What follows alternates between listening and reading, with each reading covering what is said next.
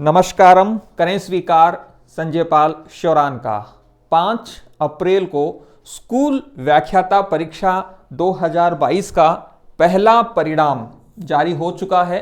10 अक्टूबर से परीक्षाएं शुरू हुई थी और अब पहला परिणाम जीव विज्ञान के रूप में 5 अप्रैल को शाम को अपलोड हो गया था। बहुत सारी जिज्ञासाएं हैं विद्यार्थियों की कि फाइनल कट ऑफ अब कितनी एक्सेप्टेड है, क्योंकि ये प्रोविजनल लिस्ट है 330 विद्यार्थियों की, आगे लिस्ट भी दिखाएंगे। कुल पदों की संख्या 162 है। इसका मतलब है 330 में से 162 विद्यार्थी ही अधिकतम सेलेक्ट होंगे। बाकी जो हैं वो डॉक्यूमेंट वेरिफिकेशन होने के बाद भी अंतिम चयनित सूची में उनका नाम नहीं होगा। और भी कुछ सवाल हैं। और कौन सी कैटेगरी है जिस पर सबसे अधिक इस बार परिवर्तन देखने को मिलेगा। सबसे पहले बात कर लेते हैं आज के उस परिणाम की जो जारी हुआ है 5 अप्रैल 2023 को। सामान्य ज्ञान की परीक्षा हुई थी 11 तारीख को और 12 तारीख को जीव विज्ञान की परीक्षा हुई थी बायोलॉजी की। यहां देखिए, अभ्यर्थियों को पात्रता की जांच हेतु विस्तारित सूची, इसका मतलब है ये प्रोविजनल लिस्ट है उन कैंडिडेट की जिनके एलिजिबिलिटी अर्थात पात्रता की चेकिंग होनी है। ये रोल नंबर हैं विद्यार्थियों के। जिन भी विद्यार्थियों का इस लिस्ट में नाम है उन सभी को शुभकामनाएं। लेकिन 330 विद्यार्थियों को यहां पर डॉक्यूमेंट वेरिफिकेशन के लिए बुलाया जाएगा। पदों की संख्या इस बार जीव विज्ञान में 162 है। इसका मतलब है 330 में से अधिकतम 162 विद्यार्थी ही सिलेक्ट होंगे, बाकी नहीं होंगे, जो बचे हुए होंगे वो। यह सूची चयन प्रक्रिया में भाग लेने वाले अभ्यर्थियों की अभ्यर्थी था अर्थात जो कैंडिडेट हैं उनकी जो एलिजिबिलिटी है उनको सुनिश्चित किए जाने के क्रम में केवल दस्तावेज सत्यापन, केवल डॉक्यूमेंट वेरिफिकेशन के उद्देश्य से है। यह चयन सूची या वरीयता सूची नहीं है। अंतिम रूप से सफल अभ्यर्थियों की सूची दस्तावेज सत्यापन के पश्चात जारी की जाएगी। इसका मतलब है दस्तावेज सत्यापन के लिए विस्तृत दिशा निर्देश और इसकी डेट आने वाले समय में जारी होगी। दस्तावेज सत्यापन का कार्य काउंसलिंग के माध्यम से किया जाएगा। इसका मतलब है जो भी ये 330 विद्यार्थी हैं इनको एक डेट दी जाएगी और उस डेट को आरपीएससी, सामान्यतया आरपीएससी अजमेर में ही काउंसलिंग करवाती है, वहीं उनको जाना होगा। अतः अभ्यर्थी अपना विस्तृत आवेदन पत्र भरकर काउंसलिंग के समय उपस्थित हों। अभी तक विस्तृत आवेदन पत्र जो है वो अपलोड नहीं किया गया है। काउंसलिंग के विस्तृत कार्यक्रम के संदर्भ में आयोग की वेबसाइट व अन्य माध्यमों अर्थात समाचार पत्रों के माध्यम से यथा समय पृथक से सूचित कर दिया जाएगा। इसका मतलब है फिलहाल यहां कहीं भी जानकारी नहीं दी है कि आपकी काउंसलिंग कब होगी और विस्तृत आवेदन पत्र जो होता है लगभग 12-15 पेज का वो किस प्रकार से रहेगा। आयोग द्वारा अभ्यर्थियों की जांच विज्ञापन की शर्तों और नियमों के अनुसार की जाएगी। पात्रता की समस्त शर्तें नियमानुसार पूर्ण नहीं करने वाले अभ्यर्थियों की पात्रता आयोग द्वारा रद्द कर दी जाएगी तथा पात्र पाए गए अभ्यर्थियों में से ही नियमानुसार मुख्य चयन सूची एवं आरक्षित सूची जारी की जाएगी। इसका मतलब है अभी ये डॉक्यूमेंट वेरिफिकेशन से संबंधित केवल आपका रिजल्ट है, डीवी से संबंधित। उसके बाद डीवी के बारे में विस्तृत दिशा निर्देश आएंगे, विस्तृत आवेदन पत्र आएगा। उसके बाद इन 330 विद्यार्थियों को अपना डॉक्यूमेंट वेरिफिकेशन करने के लिए आरपीएससी अजमेर बुलाया जाएगा। फिर उनकी पात्रता की जांच की जाएगी, सारे डॉक्यूमेंट देखे जाएंगे और फिर जो कैंडिडेट बचेंगे, मान लेते हैं 330 में से 10 विद्यार्थी ऐसे होंगे जिनकी पात्रता पूरी नहीं है, उनको बाहर कर दिया जाएगा। फिर उन 320 में से जो है 162 विद्यार्थियों को चयन किया जाएगा कैटेगरी वाइज निर्धारित पदों के अनुसार। अब बात आती है कि ये जो है ये है साहब कट ऑफ। कौन सी कट ऑफ? ये है 330 विद्यार्थियों की। अलग अलग कैटेगरी कट ऑफ है या नॉट अवेलेबल अर्थात ईडब्ल्यूएस में वीडो कैटेगरी की महिला मिली ही नहीं। अब इसका परिणाम क्या होगा इस पर भी हम बात करेंगे। और ये हॉरिजॉन्टल रिविजेशन है। नॉट एनए से तात्पर्य candidate not available due to minimum qualification marks as per service rules. अब यहां प्रमुख रूप से बहुत बड़ा रूल है, वो है 40%। आपका जो फर्स्ट पेपर है जीके जीएस वाला वो, और आपका जो सेकंड पेपर है जो आपका सब्जेक्ट का है, इन दोनों में जनरल, ओबीसी, ईडब्ल्यूएस, एमबीसी, इन कैटेगरियों के लिए 40% दोनों पेपरों में अलग अलग होने अनिवार्य हैं। इसके बाद का जो नियम है वो है 35% का, जो लागू होता है एससी और एसटी का। कुल परीक्षा जो है वो आपकी हुई है, यहां कुछ ये जो नंबर दिख रहे हैं ये 35 से भी कम है। 450 नंबर का पूरा पेपर था आपका, 150 का जीके जीएस था और 300 का आपका सब्जेक्ट था। इस 450 का 40% जो है वो होता है 180। इसका 35% जो है वह होता है 157.5, और इसका जो 30% होता है वो होता है 135।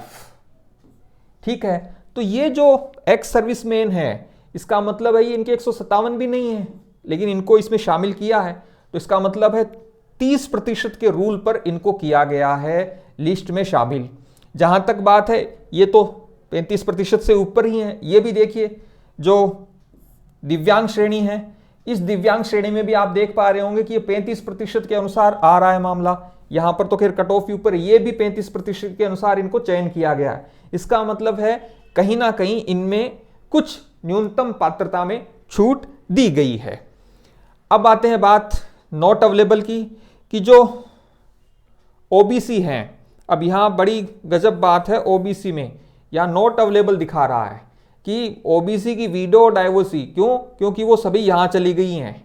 वीडो डाइवोर्सी जो ओबीसी की थी ना, क्योंकि जनरल में जो लिस्ट बनाई जाती है बहुत टेक्निकल मामला है, ऐसा नहीं है कि यहां मिली नहीं, लेकिन वो यहां कैटेगरी में चली गई हैं। यहां देखिए डब्ल्यूडी का मतलब वीडो उपलब्ध ही नहीं है, यहां पर भी उपलब्ध नहीं है, लेकिन वो इसमें काउंट हो गई है। इनमें है कोई भी यदि वीडो डाइवोर्सी की महिला है तो, और मुझे लगता है शायद हो भी नहीं, क्योंकि इसमें नॉट अवेलेबल, यदि कोई भी उपलब्ध होती तो वो यहां आती। यहां कई जगह दिख रहा है। ये सारी चीजें हैं 330 की। अब एक बहुत महत्वपूर्ण सवाल आपके मन में होगा कि सर ये बातें तो सारी ठीक हैं, लेकिन अब जो ये कट ऑफ है कितनी रहेगी? देखो 2022 का रिजल्ट है, ये बाकायदा साफ लिखा हुआ है। अब मैं आपके सामने बताता हूं कि 2018 की स्कूल व्याख्याता की परीक्षा, जिसकी एग्जाम्स 2020 जनवरी में हुए थे, 2020 की जनवरी में हुए थे, 2018 स्कूल लेक्चरर की जो परीक्षा थी उसमें प्रोविजनल लिस्ट में क्या विद्यार्थियों के अंक थे और जब फाइनल लिस्ट आई तब क्या थे। और एक बहुत ये संयोग ही है कि इस परीक्षा में 166 ये पोस्ट थी किस विषय में? बायोलॉजी में। जीव विज्ञान जो है, उस जीव विज्ञान में 2018 की भर्ती में कुल पदों की संख्या थी 166। अब चल रही है 2022 की भर्ती, इसमें पदों की संख्या है 162।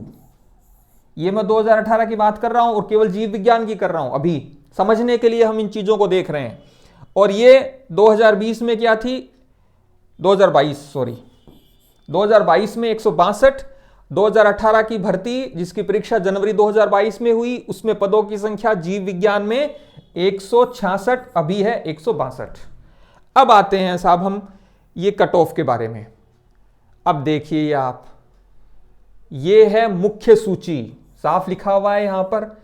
ये मुख्य सूची जारी हुई थी 2021 में, फाइनल रिजल्ट आया था 2021 में 2018 की भर्ती का, जिसकी परीक्षा 2020 में हुई और फाइनल लिस्ट ये आई। और ये है प्रोविजनल लिस्ट। यहां जो कुल कैंडिडेट हैं वो कुल कैंडिडेट थे 329। 329 विद्यार्थियों को डॉक्यूमेंट वेरिफिकेशन के लिए बुलाया गया था। उसमें से ये लगभग 162 विद्यार्थियों को उस समय चयनित किया गया था। 4 पोस्ट जो है वो खाली रह गई थी हो सकता है बैकलॉग के रूप में रही हो। तो 329 विद्यार्थी थे, ये उस समय की कट ऑफ है। और ये देखने में अभी देखिएगा लगभग 273 ये कट ऑफ थी, और फाइनल कट ऑफ कितनी गई 285। इसको 288 मान लेते हैं। इसका मतलब है 15 अंकों का प्लस हुआ है इस लिस्ट में। अब बात आती है वीडो की। वीडो की कट ऑफ थी 173। अब ये 173 जनरल की रह ही नहीं सकती। क्यों नहीं रह सकती? क्योंकि 40% चाहिए जनरल को, चाहे महिला हो पुरुष हो, दोनों पेपरों में अलग अलग चाहिए। इसका मतलब है इस बार आप देख लीजिए इससे ऊपर ही है। तो ये कट ऑफ रही है वीडो की 190, जबकि डाइवोसी की कट ऑफ जो है वो पिछली बार रही थी 231 और ये रही थी 275। लेकिन एक बहुत महत्वपूर्ण रूल है जो आपके विस्तृत एडवर्टीजमेंट आया था अप्रैल 2022 में स्कूल व्याख्याता में, उसमें यह स्पष्ट उल्लेख है कि यदि किसी कैटेगरी में वीडो अर्थात विधवा महिला नॉट अवेलेबल होती है तो वीडो की जो पोस्ट है वो डाइवोसी अभ्यर्थी द्वारा भरी जाएगी। बहुत महत्वपूर्ण नियम है। और यदि किसी कैटेगरी में वीडो और डाइवोसी दोनों ही नहीं हैं तो वो पद जो है उस कैटेगरी की महिला द्वारा भरी जाएगी, सामान्य महिला जो न वीडो है न डाइवोसी है। यदि उस कैटेगरी में वीडो अर्थात विधवा भी नहीं है पात्र क्राइटेरिया में, आगे देखेंगे हम, डाइवोसी भी नहीं है, महिला भी नहीं है, तो वो पोस्ट उस कैटेगरी की पुरुष के द्वारा भरी जाएगी।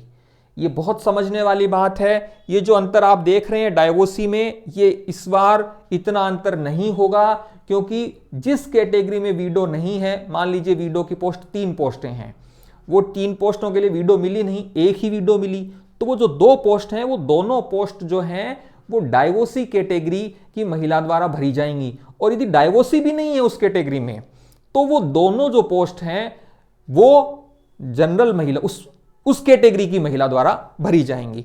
तो यहां आप थोड़ा सा अनुमान लगा सकते हैं, लेकिन यहां अनुमान वीडो और जो डाइवोसी है ना, वीडो है जैसे ये, इसमें आप अनुमान लगाना मुश्किल होगा, क्योंकि इस बार तुलनात्मक रूप से, अब ये देखिए ईडब्ल्यूएस में पिछली बार 97 नंबर जिनके थे महिला के, उनको डॉक्यूमेंट वेरिफिकेशन के लिए बुला लिया गया था, लेकिन इस बार 180 से कम तो संभव ही नहीं है ईडब्ल्यूएस में।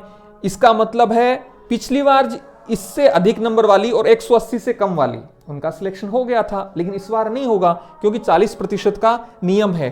तब क्या होगा कि जो डाइवोसी है उसको वो चली जाएंगी। और यदि किसी कैटेगरी में डाइवोसी के पद नहीं है, अब जैसे यहां आप देख रहे हो ईडब्ल्यूएस में डाइवोसी का कोई पद ही नहीं है, यहां तो है डीवी का डाइवोसी, यहां पद ही नहीं है, तो महिला नहीं मिली है, तो वो ये इस कैटेगरी की महिला को वो पद जो हैं उससे भरे जाएंगे।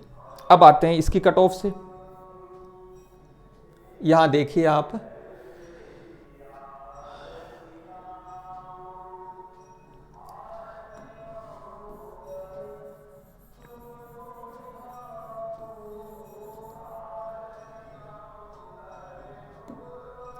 यहां आप देख पा रहे हैं कि ईडब्ल्यूएस में वीडो नॉट अवेलेबल है, यहां डाइवोसी का कोई कॉलम ही नहीं है।